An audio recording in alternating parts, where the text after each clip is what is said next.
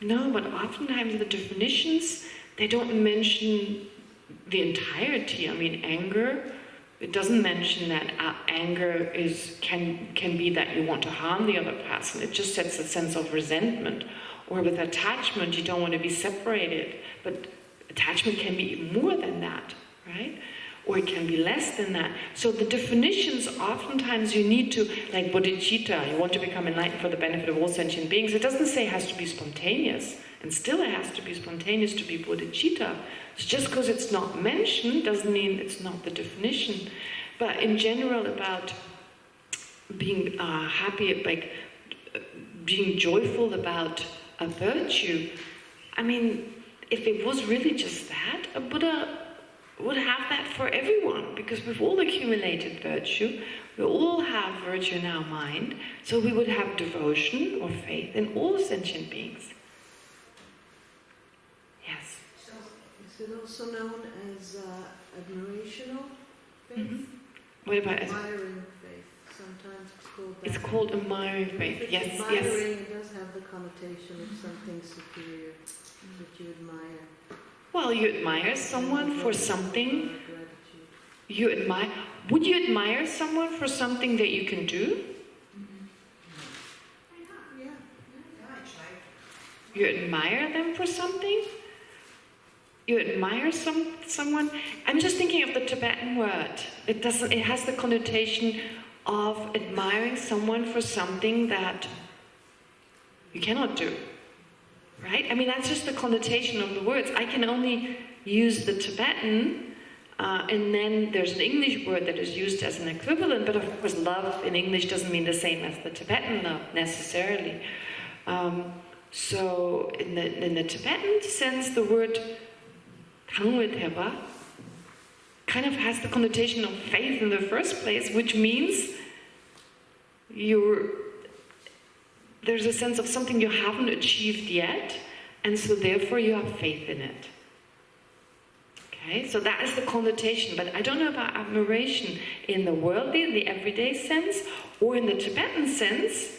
No, you wouldn't say that. A Buddha has admiration for another Buddha, even on an equal level, admire him. I'm saying it the other way around, because it has the connotation of admiration. It's another way of saying devotional. It's like because I admire someone who I look up to. Oh, that's okay. That's what I was asking. Are you admiring someone who has got? Can you only admire someone who has greater qualities than yourself? I think not. I think I can also look admire up to somebody who has the same qualities as me. But why would you look up to them? I think I can admire someone who has the same qualities as myself. Yes, I know that you see that, but why would you do that? But I would look up to somebody who I think is superior in some way. You would admire. So to admire doesn't necessarily mean to look up to someone, but it could be. So a Buddha couldn't look up to someone because they have the same qualities. Whatever qualities the Buddha has, other Buddhas have too. So you're saying you could admire someone who's equal, or maybe even has less qualities. Why would you admire them? Because I appreciate those qualities. Then you would admire everyone. A Buddha would admire everyone, because we all have Buddha nature. Would admire everyone's Buddha nature, right? It's a quality we have. The potential, we all have to become like the Buddha. That's amazing. So the Buddha would admire everyone.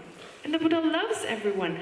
I don't know what that's admire. I mean, it depends on how you define admire. Of course, it's silly to talk about words that are basically dependent on how we define them. So I'm trying to find out how you define it and kind of adjust it. So if the English word admire can mean I'm happy about someone's qualities, then the Buddha admires people. But if it means something different, then I'm not so sure. Like I'm saying in Tibetan, the word faith, you don't have faith, and the Buddha doesn't have faith. No need to have faith. The Buddha doesn't take refuge, right? The Buddha takes no refuge because the two causes are not there, faith and fear, right? They're not there. I mean, it's not like you have faith someone can protect you. You know they can protect you. So you wouldn't call it faith. And in general, yeah, like I said, the word doesn't mean that. But it's really interesting. This discussion is interesting because it's all about readjusting the vocabulary that we use just in the Buddhist context. Words like faith and belief, they're kind of a little hazy. They're not clearly defined in English.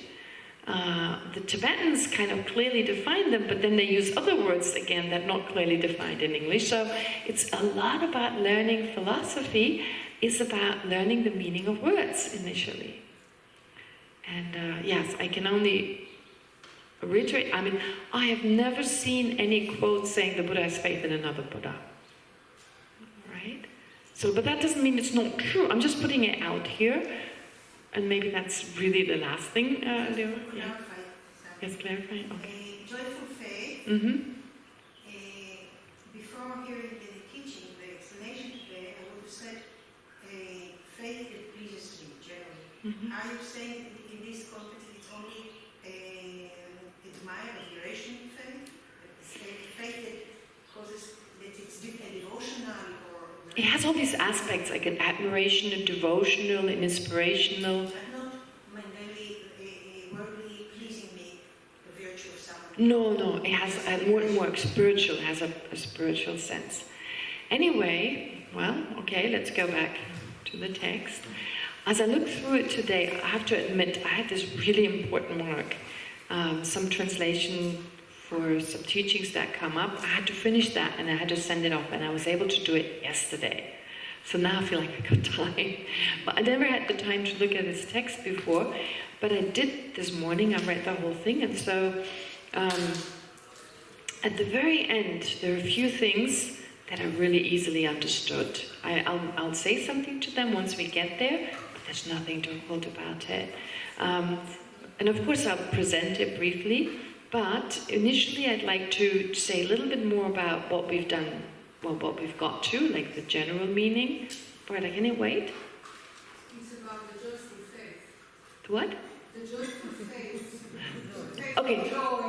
Okay, can we, because I'd love to go on. We could probably go on for an hour or so, but... It's very known in Christianity as a devotional, everyday meeting with God. Right. I've never heard it in Buddhism. Okay. Is it the same thing? I don't know what the Christian devotional is to be able to compare it. Everyday meeting with somebody, or... No, it's. I don't think it's this everyday kind of. You have this all the time, unless you're around a lama, possibly, etc. Okay. All right. Anyway, let's go back to this. So, we've had so far a general explanation. Of course, that was not that difficult. Thereafter, we talked about the different qualities of Buddha, Dharma, and Sangha. Okay. And then we discussed the difference between what is called conventional and ultimate refuge, where the word conventional and ultimate need to be defined in a specific way. I think that's kind of clear. Then there's a debate here, and it's just in the text, but it's really not difficult to understand. It's more about words. A lot of the time, we do just debate words to show that there's just this difficulty. The word conventional and the word ultimate is used in so many different ways. I mean, it's almost like you should put a stop to it because it's so confusing. But no, it helps the mind. The harder it is to remember, so fine differences, it just helps us to remain on our toes, basically, to pay attention. So, for instance, when we say conventionally existent and conventional truth, the conventional has a different meaning. Conventional truth versus conventionally existent. Different meaning. So it's simple to know, or it's relatively simple to understand there must be a difference, because emptiness exists conventionally, but it's not a conventional truth. So the word, it is a truth, but it's not a conventional truth. So the conventional must have a slightly different meaning. The word conventional of the word conventional truth means deceptive. It appears one way, but it exists in a different way. Right? That's the word conventional of conventional truth. So the ultimate truth, emptiness, when you directly experience it, it doesn't deceive you because it appears the way it exists. It appears as if itself lacking inherent existence. Versus a stick, when I perceive that directly, it appears to exist inherently. Okay? It has to do with my mind, but it also, of course, relates to the object. It depends on both. So that's why we say this stick is a conventional truth. Emptiness is not a conventional truth. But emptiness exists conventionally, because the word conventionally means it's merely labeled. It exists conventionally means it's merely labeled, and emptiness is merely labeled. Then the word conventional, an ultimate refuge, yes, that means it may appear to be a genuinely final object of refuge, like there's nothing greater you could achieve, but that's not what it is. Okay? So from our perspective, we have certain goals, and we set these goals, and we believe once we reach that, there's nothing greater. But that's deceptive. So becoming liberated, that's really amazing. From our perspective, nothing we have any sense of. However, becoming an arhat is not an ultimate refuge, because you can go even higher. Okay, so it's only a conventional. Then there's the word conventional and ultimate is used in a way you all know. It's used in a different way, where again, conventional and ultimate has a different meaning. When is that? You've all heard that. Pretty sure. Conventional and ultimate. Analysis? Bodhicitta, exactly. Conventional bodhicitta and ultimate bodhicitta. What is conventional bodhicitta? Bodhicitta. What is ultimate bodhicitta? No. Pardon? Not even that. Not just the wisdom realizing emptiness.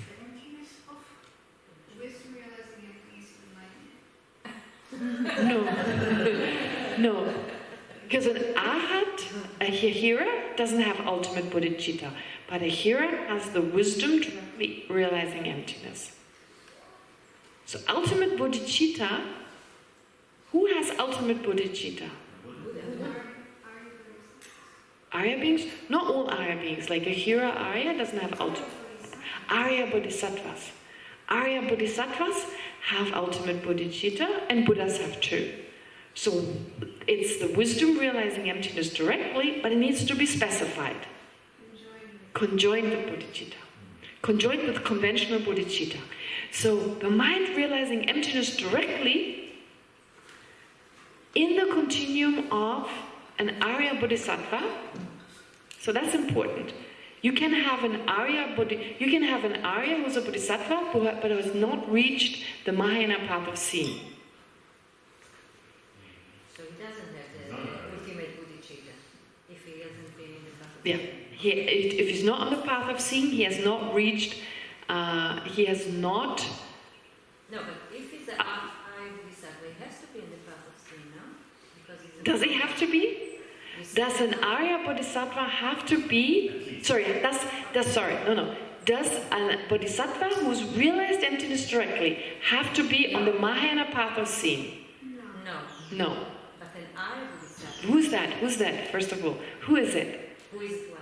Who is this person who has realized emptiness directly, but is only on the Mahayana path of accumulation? Who was an arhat past, right? Hinayana arhat, and then entered the Mahayana path.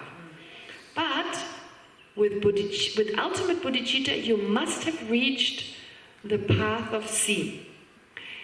So you must have, if you have, the question that sometimes arises, if you're already an arhat, why do you have the distinction between the path of accumulation, path of preparation, path of seeing? When usually we distinguish between them from the point of view of realizing emptiness, right?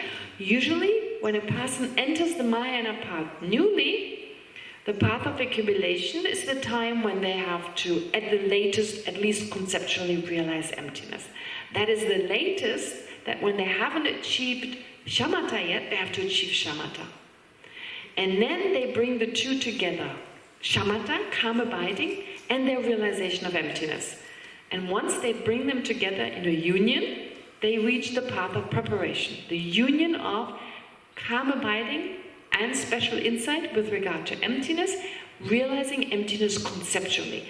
That is usually the mark, that is usually the criterion for moving on to the path of preparation. But this is all taken from someone who's never entered another path, who just newly entered, not the Hinayana path, has not realized emptiness therefore directly based on the Hinayana path, but newly entered the Mahayana path, based on that. But now you have this other scenario when someone is already an Arhat. They've already realized emptiness directly. They don't need to newly generate a union of calm and abiding and special insight, conceptually realizing emptiness. They've done that long ago. So how do you then differentiate between the path of accumulation to path of preparation, path of preparation to path of seeing? What is your criterion?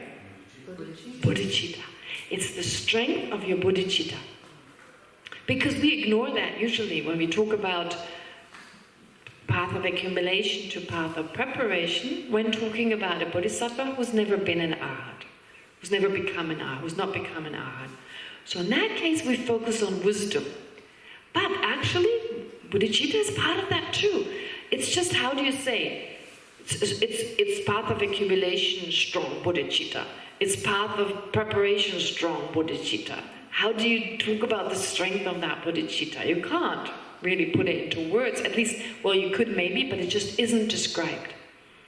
Therefore, it is said that when you have the example of someone who has already realized emptiness directly, has become an arhat first, and now enters the Mahayana path, so this person moves on to the path of preparation because now their bodhicitta is so strong, stronger than it was on the path of accumulation, which now equals the type of bodhicitta that a person would have if they just enter newly into the Mahayana path. We're not an arhat, right? That's kind of how I describe.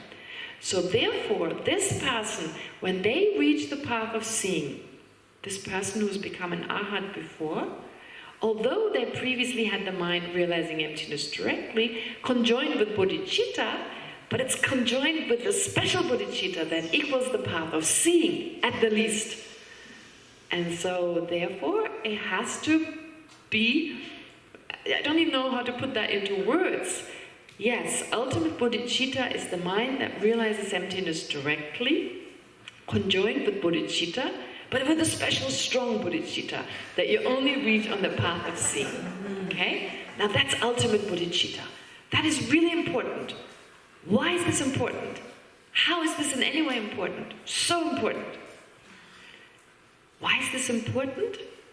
Because there's always this question, the mind that realizes emptiness directly, the mind that realizes emptiness directly is the vacuum cleaner of our obscurations. An arhat, a hira, who works to become an arhat, has that mind. Has the mind realizing emptiness directly. A bodhisattva has it too. They have the same vacuum cleaner. Mind realizing emptiness, but really the same. Why is it not the same? Cannot be the same because a hira, a solitary realizer, only eliminates afflictive obscurations. A bodhisattva bodhisattva removes afflictive obscuration, but doesn't stop there. Uses the same mind to eliminate even more. What's the difference? It's the mind that it is conjoined with. Is bodhicitta that it's conjoined with. Now, what does conjoin mean? Do you have minds? Can you give me an example, like an everyday example of a mind being conjoined with something else? Do you have an everyday example? Conjoined. Does it mean both minds are there simultaneously? No way. Because when you realize emptiness directly, at the same time as a non-Buddha kind of bodhicitta, you can only have one or the other. You have bodhicitta, you don't realize emptiness directly. If you realize emptiness directly, in that moment you can't have bodhicitta. But it's still conjoined. So two minds can be conjoined, and this is an important idea, that's why I'm stressing it a lot, really important. You can't have you can have two minds not existing there at the same time, but they're still conjoined. Give me an everyday example. Can you think of an everyday example of that scenario? If I try, if I go to work with joy or I go to work with being upset, so the getting to the work is supported or accompanied by the joy or by the other. Okay, usually I give two examples for that, extreme examples. Yes, Emma?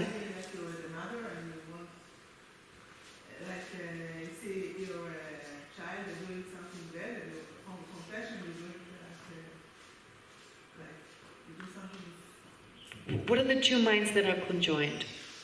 The first one is compassion, like love, and then it's like anger because you're doing something wrong. Ah, all right. So you're saying that your anger, It's not in the same time. It's like when you... they're not at the same time, but it's conjoined with love. Yeah. Okay, that works. But I give you another example, maybe just because it's so extreme. When someone you really love dies, and there's this grief, this really strong grief. Think of your day on the first day. Is the grief always there? No. For a few moments it may disappear, but it lingers, as in like it affects all your other minds. It affects all your other minds. It's like food doesn't taste as good. Even the light doesn't look the same. Conceptually, it has a very different effect. What would usually give you a lot of pleasure is dampened down. Now, take the other way around. You're newly in love. Pink clouds everywhere, right? So even if it rains, you're in Dharamsala, 3 months, rain straight. It's my favorite time, so I don't get why you can't be happy about this. But never mind. A lot of people are depressed when they just have rain the whole time. So, because you're in love, you're so joyful, nothing bothers you. Now, this is like an everyday kind of example. That's why this is a good example when the child, because there's the love, so even your anger in that moment is conjoined with love. You not do anything that you would do to another person, maybe as a reaction to whatever they've done, because it's conjoined. It's affected by a mind, although in that moment there is no love, it lies dormant, latent or dormant, but even a dormant mind can have a great effect on other minds. In fact, even a mind that is manifest can strengthen a love that lies dormant, and a mind that lies dormant can strengthen a love that is manifest. So, what is the example? Wisdom and love. Wisdom and compassion. To take not wisdom, but just to take compassion. If you generate great compassion, that's why we do the motivation in the morning. The stronger your compassion, the stronger it is throughout the day. It's like the grief or like the being in love. Those are very strong minds, right? Very powerful minds, very strong. Now, if you generate compassion and love that is equal in that strength, the whole day long, all of your actions are conjoined with this mind, and your actions will naturally be positive, naturally be virtues, because they're affected by this virtuous mind.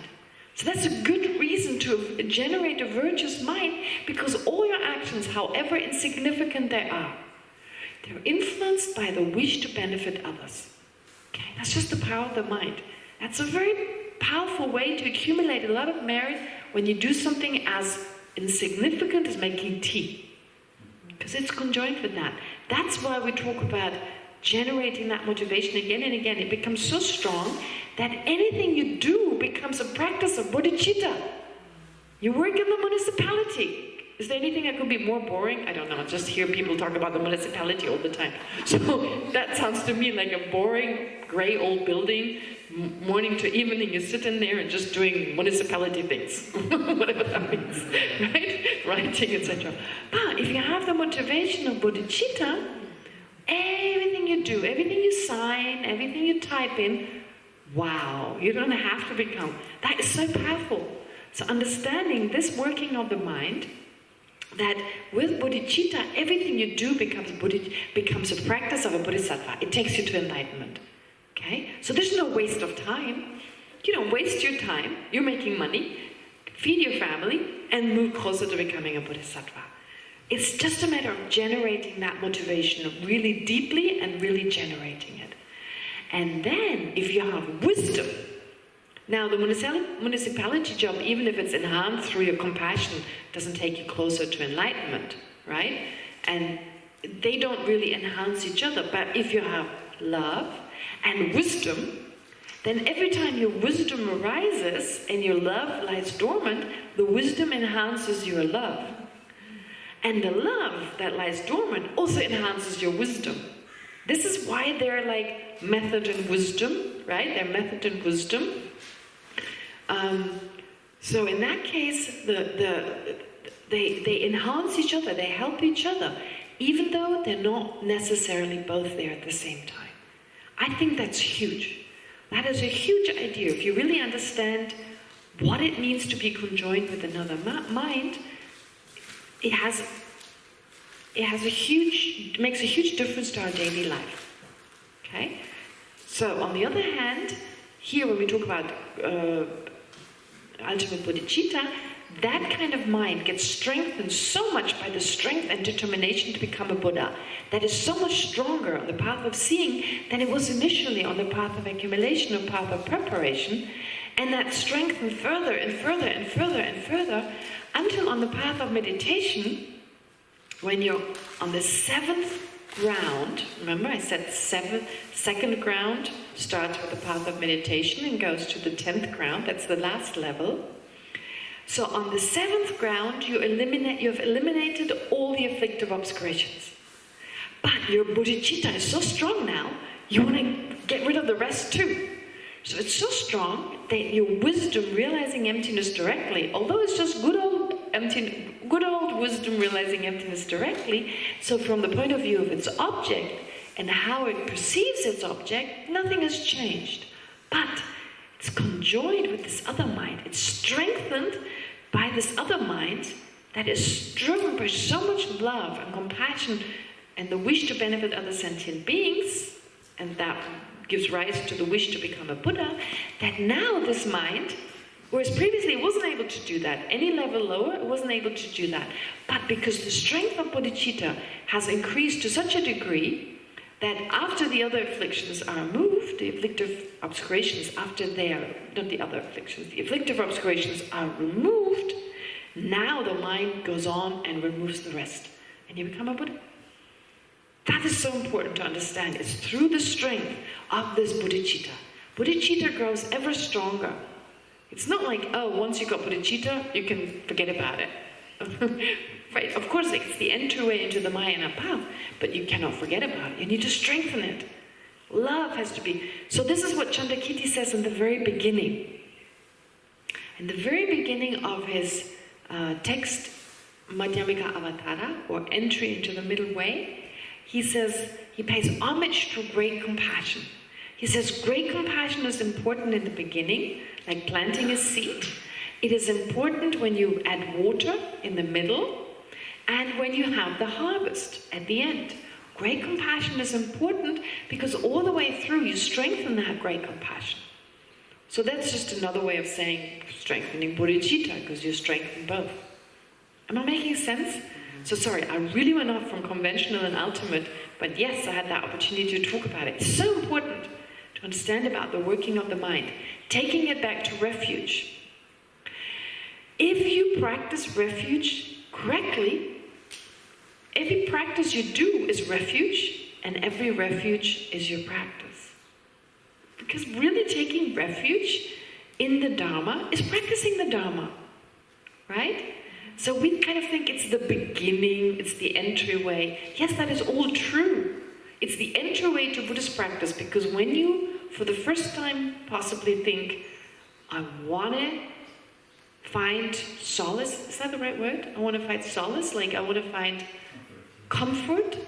I want to find a solution to this problem. Also in chocolate, my mom, sort of my partner, okay. But that is just a temporary solution, but I'm actually looking at the Dharma. I'm seeking the solution in the Dharma. And not just a solution to